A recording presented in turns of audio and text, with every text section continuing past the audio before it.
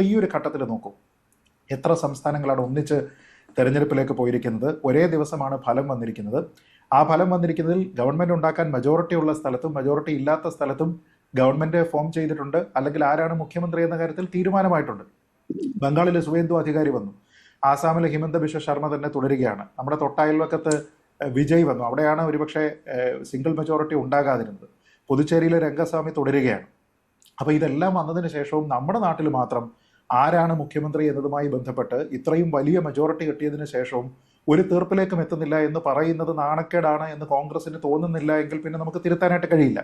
ഇതിൻ്റെ ഒരു പ്രക്രിയ ഒന്ന് ആലോചിച്ച് നോക്കൂ. ആദ്യം നിരീക്ഷകർ ഇവിടേക്ക് വരുന്നു, MLA-മാരെ ഒറ്റയ്ക്ക് കാണുന്നു, എന്നിട്ട് അവരുടെ അഭിപ്രായം നോക്കുന്നു. പിന്നീട് ഘടകകക്ഷികളോട് അവരുടെ അഭിപ്രായം ചോദിക്കുന്നു. പിന്നീട് മുഖ്യമന്ത്രി സാധ്യതാ ലിസ്റ്റിലുള്ള ആൾക്കാരോട് ഡൽഹിയിൽ വരാൻ പറയുന്നു.